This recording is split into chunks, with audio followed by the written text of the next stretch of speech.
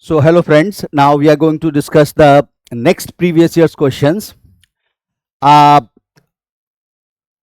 the next question is account for the present location of iron steel industries away from the source of raw materials by giving examples. Now, here the question is why iron steel industries are now being located away from the source of raw material. Give reasons. The question is account for means give reasons for the location of iron steel industries being located away from the sources of raw material by giving examples. Now, traditionally, there was a uniformity in the location of iron steel industries. These steel industries, as a rule of thumb, were always located in areas where coal was available. Coal was the primary guiding force for the location of steel industries all across the world. If you see in USA, agar if you see the distribution of steel industries traditionally, then you will find in USA, without an exception, all steel industries were located in Appalachian region, which was having rich repository of anthracite coal. Although iron ore is also a determining factor, but it was much less important as compared to coal, because coal is bulky as well as weight losing. It loses its complete weight. So wherever coal was available, that was the guiding principle for locating iron steel industry. Yeah, Appalachian region mein coal was available in bulk, isn't it? Good quality coal. Although iron ore in USA is found in Great Lake region, Mesabi, Vermilion, Gogebic, Cuna. These are the areas where iron ore is made available. But all the iron ore was transported by way of Great Lake region to Appalachian region where coal was available, and here the steel centers were located. Matlab all steel centers. Those countries which were having large coal deposits used to be the major steel producing countries. Like in Europe, bulk of the coal is found in Germany, Ruhr Valley, Saar, Saxony. Ruhr Valley is a major coal, bulk of the coal is found in Germany. So Germany used to account 90% of steel production of Europe, 80%, 90%, because coal was available. Iron ore was not the guiding principle. Jaise you can see Sweden is having one of the best quality iron ore at Dannemora, Kiruna, Gallivare. But despite having iron ore, that iron ore was exported rather than producing steel. Why? Because Sweden was lacking in coal. जहाँ coal नहीं होता था वहाँ steel production नहीं होता था. Because coal is bulky as well as weight losing. Sweden के पास Europe का बेस्ट क्वालिटी आयरन ओर है एट किरुना, गालीवेयर एंड डिनीमोरा. लेकिन कोल नहीं था तो that was exported. Likewise in other parts of the world, India में भी तुम देख लो, all the steel plants were located in proximity to coal bearing areas, be it Bhilai, be it Rourkela, be it Jamshedpur, Bokaro, Durgapur, all these plant of this ISCO, that is at Kulti, Hirapur, Burnpur, all were located in coal bearing areas. Now with the advancement, अभी ये हाल है, most of the steel plants, most if you see, they are located close to market areas. Now with the advancement in transportation, advancement in technology, advancement and benefits of market area, benefits accruing due to proximity to market area, now plants are being located close to market areas rather than sources of raw material. इसके कई advantage हैं. आज दुनिया में जितनी steel बन रही है, 50% of the steel is made by way of scrap. Scrap क्या होता है? जहां स्टील कंज्यूमिंग इंडस्ट्रीज होती है ना, व्हेन दे, जैसे ऑटोमोबाइल इंडस्ट्री है, हैवी मशीन टूल्स इंडस्ट्री है, these infrastructure, while using steel they cut the steel and the spare, the जो कट पीस रह जाता है, फालतू का कटा फटा टुकड़े, दैट इज स्क्रैप. आज उनसे 50% स्टील बन रही है वर्ल्ड में. If और दूसरा वजह ये है कि basically if it is located away from market areas, the cost of transporting steel per ton per kilometre is 3 times more as compared to coal और आयरन ओर. बट मेजर वजह यह है availability of scrap. Major the market areas specially steel consuming centres, उनके पास steel mill लगाने का कुछ added advantages होते हैं. Market areas specially steel consuming centres like automobile industry है या कोई और इंडस्ट्रीज जहां लगी हुई हैं जहां स्टील का कंजम्पशन हो रहा है, उसके डबल एडवांटेज होते हैं. If steel plant is located close to market area, एक तो consumption centres are close. Consumption market area में कंज्यूम होगी steel. The market area steel consuming industries जहां लगी हुई हैं specially like automobile machine tools, तो वहां पर कंजम्पशन सेंटर इज क्लोज, तो cost of transporting steel is less. And secondary and even more important factor is कि these centres act as supplier of scrap which is use as raw material in making steel. Scrap मिल जाता है जिससे raw material भी पास में. Consuming centres are also the provider of scrap, so यहाँ they are source of raw material also and they are consuming centres also. So steel industry enjoys double advantage in case of market areas. Therefore, most of the steel centers now are getting located close to market areas. कि consumption center भी पास में है, वही center source of supply of raw material भी बन जाते हैं. अब पहला प्लांट इंडिया का that got located away from coal bearing area was Visvesvaraya steel plant at Bhadravati in Shimoga district of Karnataka. Shimoga district में पहला प्लांट लगा था भद्रावती में, शिमोगा डिस्ट्रिक्ट में. That was located away from coal bearing areas. It was, वहां कोल नहीं था. Subsequent development of hydroelectricity, Shimoga वो कहते हैं Sharavati hydroelectric project, they started making use of electricity for smelting iron ore. Coal की जरूरत ही खत्म कर दी. This plant was the first plant that located away which was located away from the coal bearing areas. तो यहाँ पर Sharavathi hydroelectric project, hydroelectricity generated from Sharavathi hydroelectric project is used for smelting iron ore. This plant was located here to fulfill the defense requirement. फिर recent examples हैं बहुत सारे, like ये कहते हैं Visakhapatnam steel plant. It is India's first shore-based steel plant as well as India's first coast export-oriented steel plant. Visakhapatnam steel plant has been constructed along the eastern coast in Visakhapatnam city to export the iron ore. अब export करना है तो basically you need to have a coastal location which will have port facility. It imports coal from Australia. पहले तो plan ये था इसको Krishna Godavari basin में जो गैस मिलती है, it will be the gas based steel plant, लेकिन still it imports better quality coal from Australia and exports the finished product to south eastern Asians. So इसमें it has a leverage of availing the benefit of coastal location. दूसरा plant India में Salem steel plant in Salem district of Tamil Nadu. This steel plant produces the best quality steel in India, and it is a special grade stainless steel which is exported even to USA and Australia, European countries. यहाँ पर मतलब because this plant is the most ultra modern plant which uses high degree of automation, labor requirement is very less, and this plant again see यहां पर basically coal नहीं है. It uses the hydroelectricity from Mettur dam and produces high grade steel that is exported. You can take the example of Dolvi steel plant. Jindal steel works का Dolvi steel plant is located in Maharashtra along the coast, and this steel plant is an integrated steel plant, large integrated steel plant.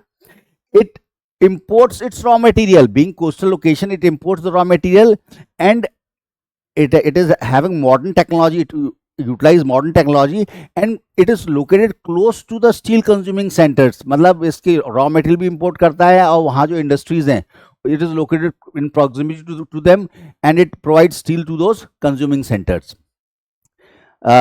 Hazira steel plant it is one of the largest modern integrated steel plant. Hazira is a city just west of Surat in Gujarat. It is an integrated steel plant. Now it is known as ArcelorMittal Nippon Steel Plant. This plant is known for its significant production capacity. मतलब it is one of the world's largest flat steel plants in the world. India के largest steel plants में से है and one of the largest producer of flat steel in the world. ये भी again it is having coastal location. It takes the leverage of its coastal location, imports the raw material and produces the finished steel which is used by the steel consuming centers in the of the region, entire region. और steel की जरूरत तो हर जगह रहती है. Every industry, construction, the boom of construction is taking place, steel is required in every sector. बस well connectivity होनी चाहिए उस जगह की. You can locate the centre in market areas where consumption of steel is there. It should have better locally connectivity. But now because of use of electricity for smelting iron ore, coal is no more used. Coal की उतनी ज्यादा जरूरत नहीं है. So more and more steel center you will see they are cropping up near the consumption centers, near the market areas. Because market location has become more important because of use of scrap as raw material and consumption center तो पास होंगे ही अगर market में located है तो. So this was the answer. अब next answer जो discuss करने जा रहे हैं दैट इज वेरी इंपॉर्टेंट. ये बार बार आया है और बार बार आएगा. That is interlinking of river. Interlinking of river question है, interlinking of river can provide viable solution to the multi-dimensional interrelated problems of droughts, floods, this interrupted navigation. ये question है, full stop. Critically examine. देखो बेटा, जब किसी question के आगे critically examine लगता है तो that changes the meaning of the question completely. Examine लिखा हो या डिस्कस लिखा हो या एनालाइज लिखा हो या इलूसिडेट लिखा हो तो कोई बात नहीं. If they have written critically examine then you have to evaluate the pros and cons very in detailed manner. इसमें लिखा है क्रिटिकली एग्जामिन. ये कह रहे हैं interlinking of river can provide viable solution to multi dimensional interrelated problem of floods, droughts and interrupted inland navigation. Critically examine मतलब in detail give the pros and cons, can whether this interlinking of river can be a viable solution for this multi-dimensional problem of floods, droughts and interrupted inland navigation. Can it be a viable solution or not? You have to give both pros and cons. It can be, why it can be, why it is required, why it is a challenge and why it is an opportunity. Now यहां पर we will discuss this question, ये question को in much more detailed manner then, क्योंकि floods और droughts ही नहीं, food security के लिए भी बहुत जरूरी है ये. And it is very important for food security, increasing food production and eliminating the regional imbalances. तो इस क्वेश्चन को थोड़ा डिटेल में पढ़ेंगे, not only from the perspective that it will help in interlinking of river, will help in eliminate reducing the menace of floods, droughts and it will enhance inland navigation. Rather it is for the betterment of prosperity of the entire country as such. It is very much required. And what are the challenges? Now India receives 80% of its rainfall from monsoon rainfall, monsoon season. 3 wet months, June, July, August, account for 80% of India's rainfall. लेकिन monsoon rain में एक problem है, basically it is characterized by spatial and temporal variation.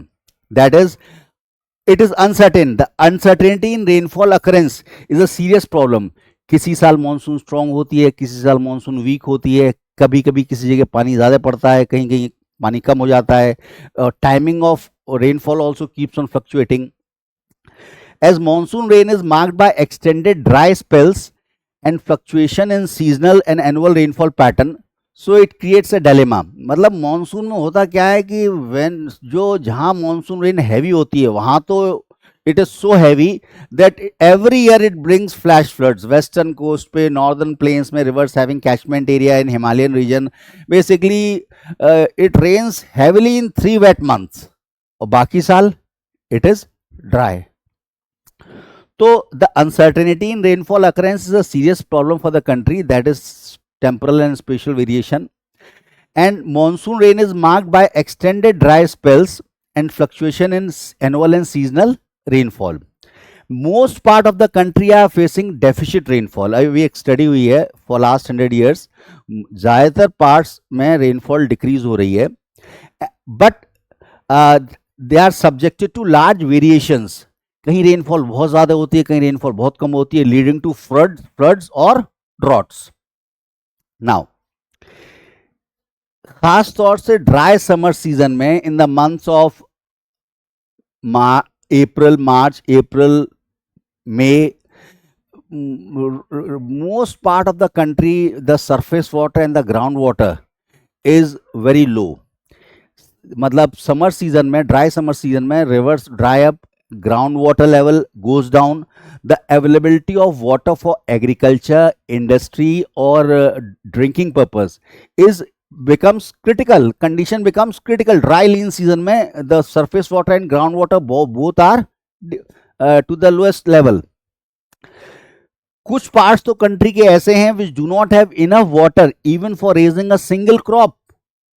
There are certain parts in the region वहाँ rainfall होती नहीं है, rainfall is not enough for raising a single crop. और कुछ पार्ट्स ऐसे हैं जहाँ रेनफॉल इतनी होती है कि it brings floods, water logging and crop is destroyed. कहीं तो रेनफॉल इतनी भी नहीं है सर्टेन रीजन्स में कि एक क्रॉप भी रेज कर सकें. And there are regions where the rainfall is so heavy that it leads to flooding, water logging and destruction of crops. India की population will reach 1.7 million by 2050. It is stipulated 2050 तक हमारी population 1.7 million होगी. To feed this population, food grain requirement will be 450 million tons. अभी हमारी food grain production है 290 million turns. जब population इतनी हो जाएगी, requirement will be 450 million turns.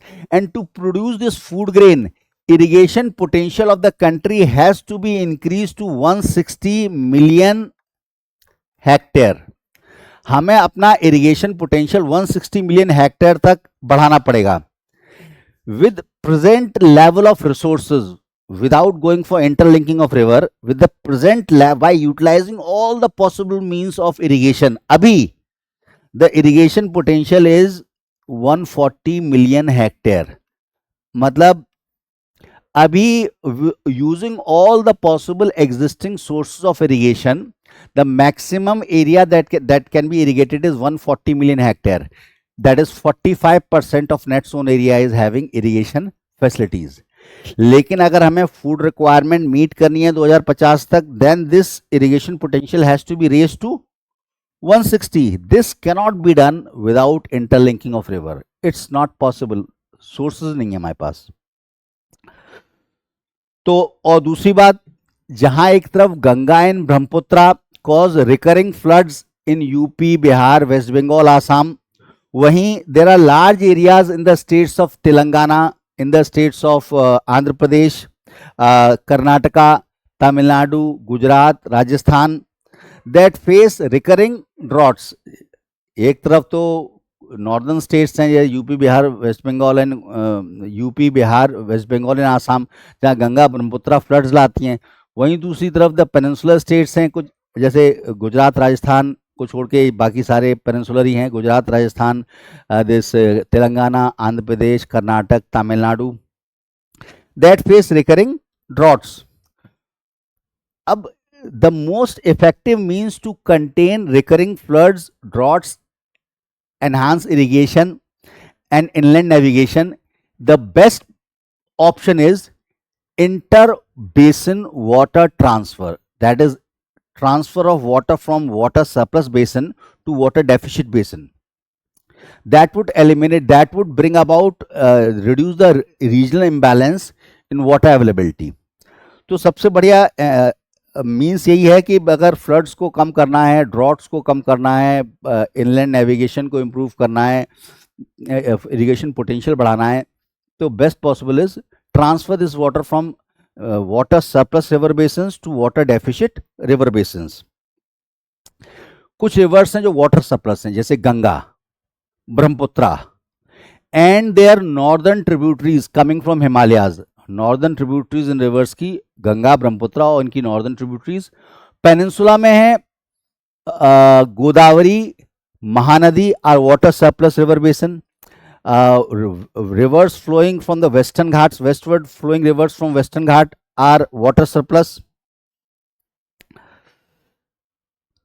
In rivers पे we can construct storage reservoir and carry this water by way of canal to water deficit region, that is interlinking of river, that will reduce the regional water imbalance.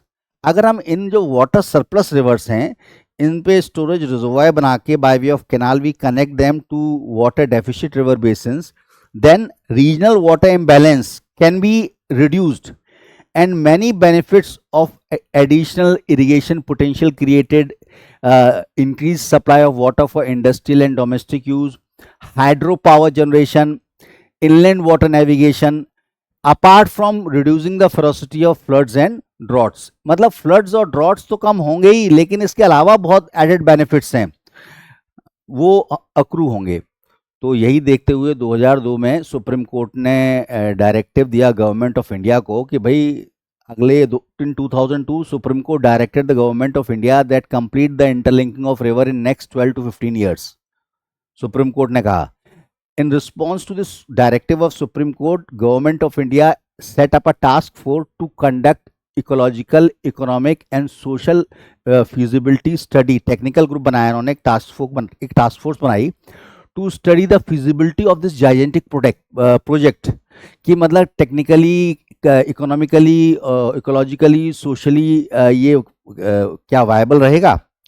तो government of India appointed a task force to deliberate over the technical, economic, ecological feasibility of this project.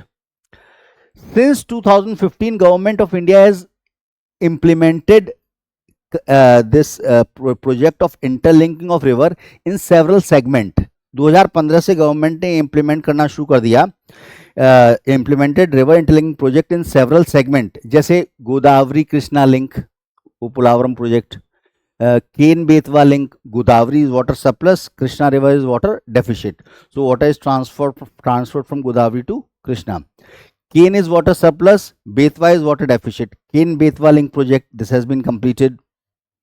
These projects are built with the aim that they will enhance per capita water availability in water deficit areas.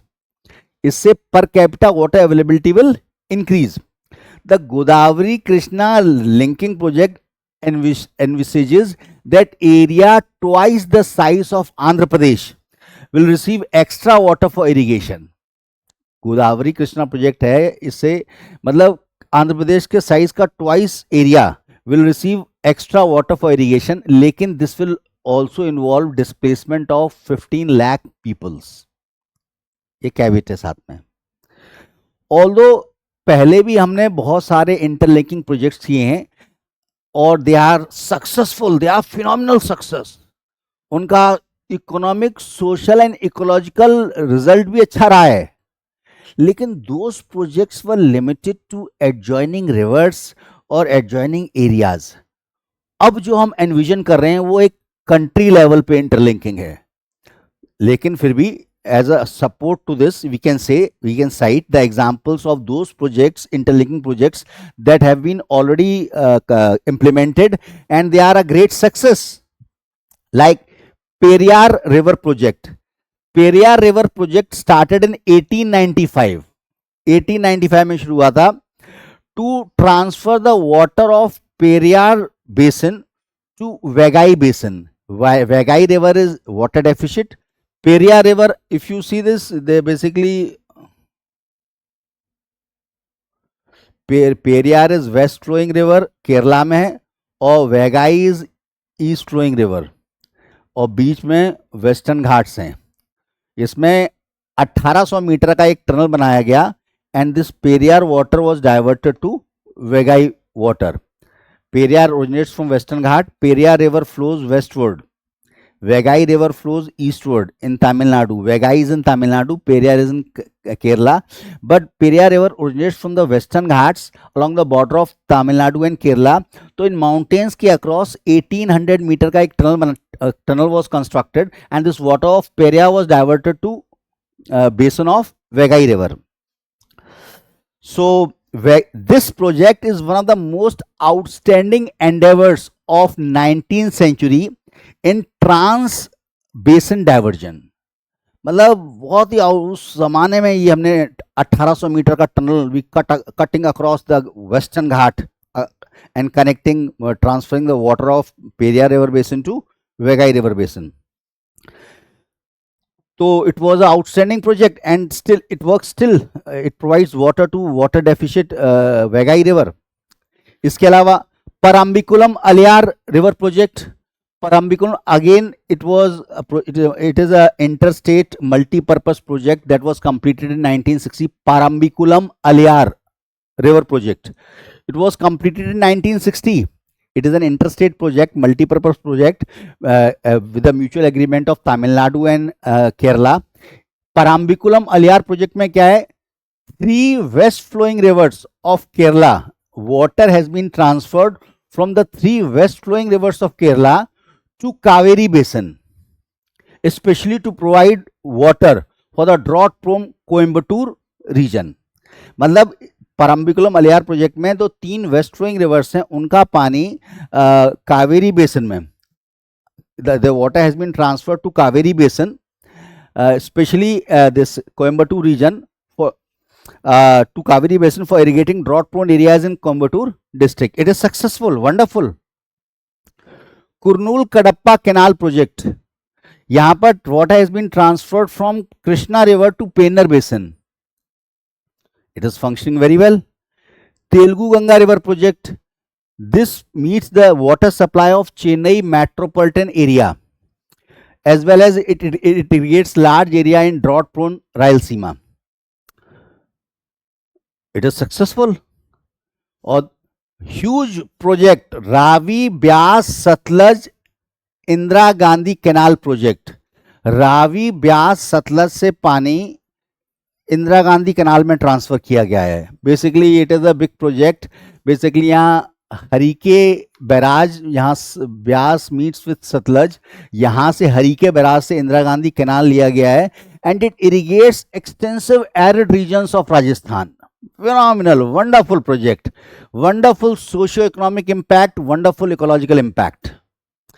This project presents this Ravi Byas Satluj Indira Gandhi Canal project presents an excellent example of the way the big interbasin water transfer initiatives add all-round socio-economic development as well as ecological and environmental enhancement. Indira Gandhi Canal utilizes the water from Ravi Byas Satluj to bring arid land in Rajasthan under cultivation. Such interbasin transfer projects have been implemented in several countries. कई countries में implement किए गए हैं, and they have been a phenomenal success. Interbasin water transfer is necessary to overcome the water scarcity in water deficit regions and reduce water wastage in water surplus regions. और 2015 के बाद तो कई सारे प्रोजेक्ट इंप्लीमेंट किए गए हैं, जैसे Polavaram project, that is transfer of water from Godavari to Krishna. Second, Ken Betwa project, that transfer water from Ken to Betwa. Damanganga Pinjal link project, it transfers water of Damanganga for drinking water to Mumbai city. Damanganga Pinjal link project. Par Tapi Narmada project. Numerous projects have been completed with success. Or in fact, national water policy that was formulated in 1987, it was subsequently updated in 2012. It also supports the cause of interlinking of rivers. National water policy was formulated to govern the planning and development of water resources, and their efficient utilization, optimum utilization. National water policy 2012 declares water as an economic good. It states that inter-basin water transfer are not only necessary for increasing production, but also for meeting the requirement of human needs and achieving equity and social justice. 2015 में supreme court ने कहा भाई फटाफट major rivers का interlinking शुरू करो. In 2015 again Supreme Court directed Government of India to drop and put in force a program to interlink principal rivers of the country. और government of India ने उसी साल एक टास्क फोर्स बनाई और इंटरलिंकिंग का काम शुरू कर दिया 2015 से. सुप्रीम कोर्ट के आदेश का इतनी तेजी से पालन किया. 2015 में सुप्रीम कोर्ट ने कहा कि draw up a programme and implement interlinking of river. In 2015 itself, Government of India constituted a task force and started interlinking of river project. अब ये जो अपील है ये किस बेसिस पे बेस्ड है? ये जो सुप्रीम कोर्ट कह रहा है, गवर्नमेंट ऑफ इंडिया कह रही है इंटरलिंकिंग करो, ये किस बेसिस पे क्यों जरूरी है? The appeal for interlinking river is primarily based on the premise that huge quantity of water of the rivers flows into ocean. अब जैसे नर्मदा रिवर है, वेस्ट फ्लोइंग, वेस्टर्न घाट्स की वेस्ट फ्लोइंग रिवर्स हैं और हिमालयन रिवर्स हैं. During monsoon season heavy rainfall takes place and all that water flows into the sea without playing any productive activity. और जो remaining part of the year है, जो north east है, हमारा north east तो एक ऐसी जगह है मेघालय, यहाँ इतनी बरसात होती है लेकिन लीन सीजन में हर साल वहां पानी की कमी होती है. क्यों? वाटर स्टोरेज स्ट्रक्चर्स नहीं है. वाटर स्टोरेज स्ट्रक्चर्स ही नहीं है तो हैवी रेनफॉल के बाद all water drains into the sea. There is no water available in the lean season. तो दिस अपील ये इसलिए है कि India receives 4000 cubic kilometre of water every year. Or this water, bulk of this water flows back into the ocean without playing any productive role. By ecological consideration अगर देखें तो certain amount of water is required to flow back into the ocean. But before that, this water must be put to some use, some economic use, so that the scarcity of water in these areas can be eliminated.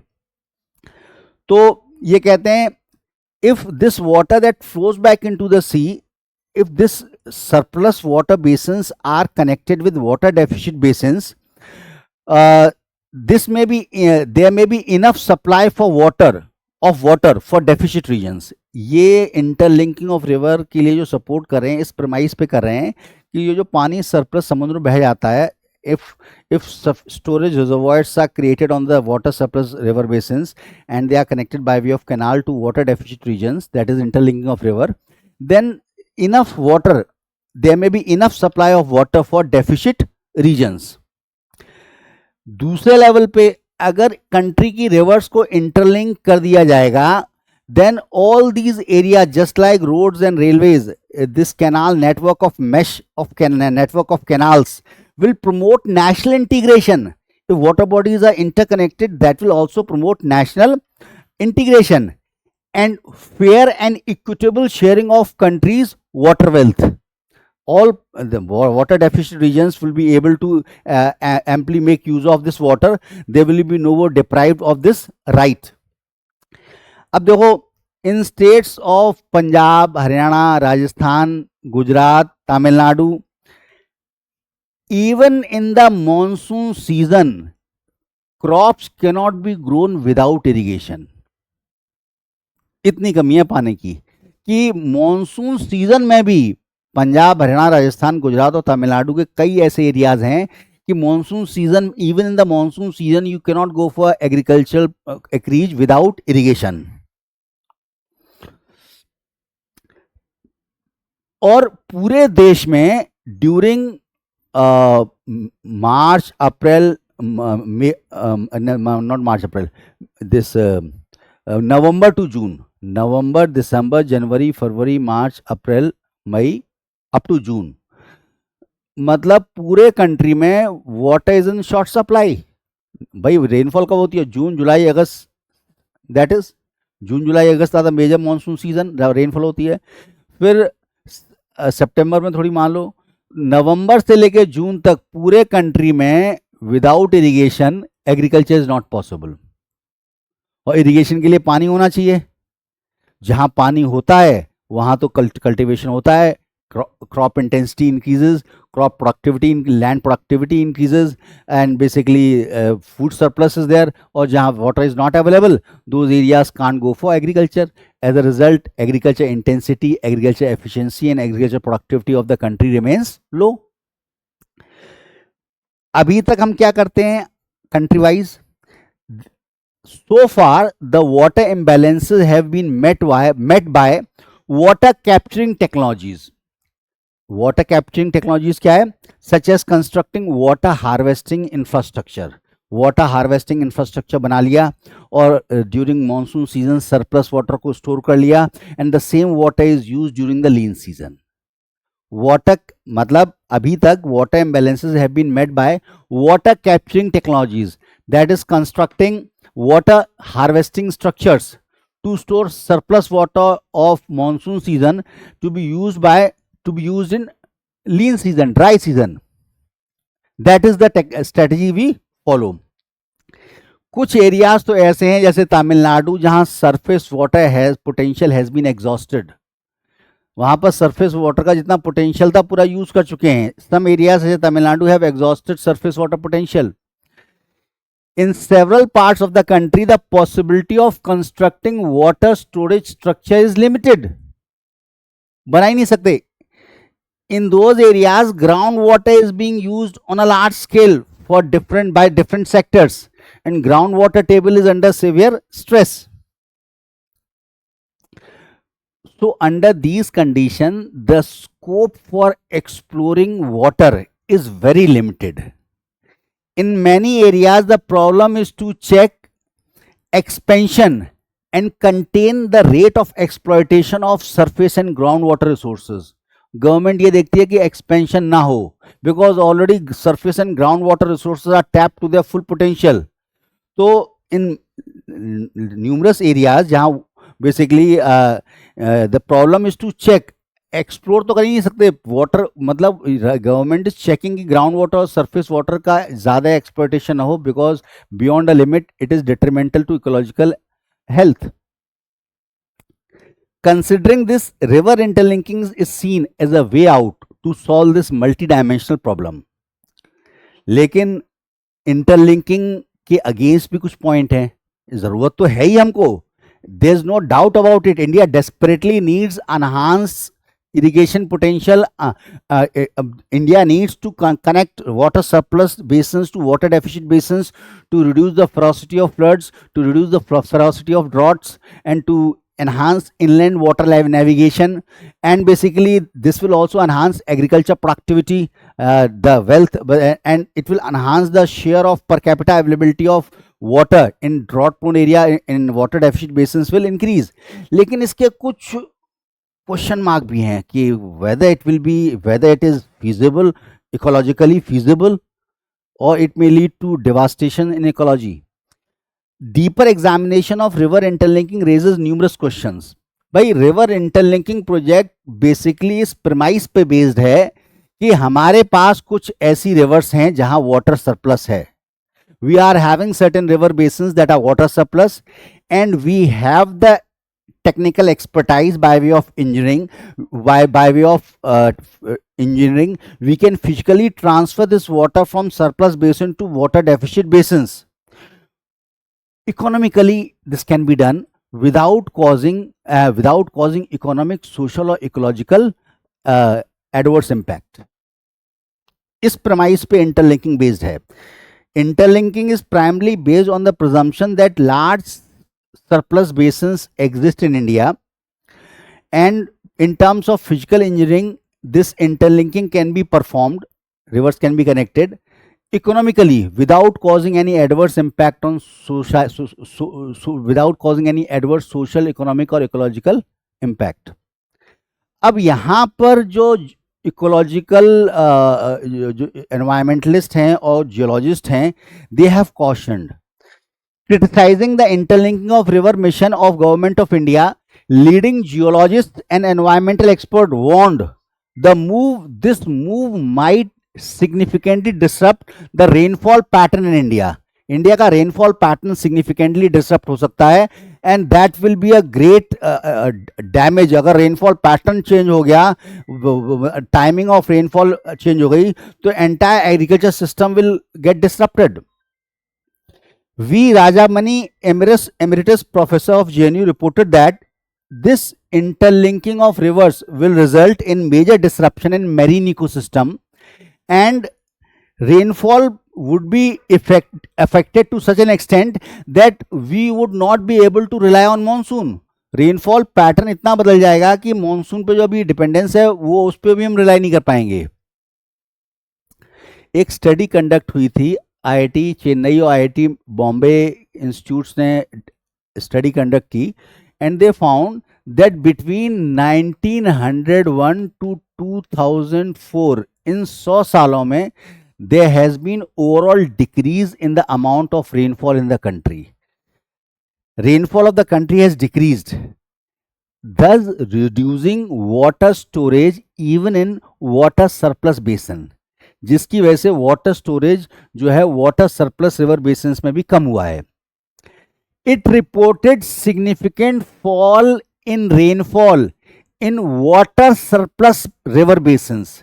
इन्होंने कहा हर water surplus river basin में 10% rainfall decrease हुई है.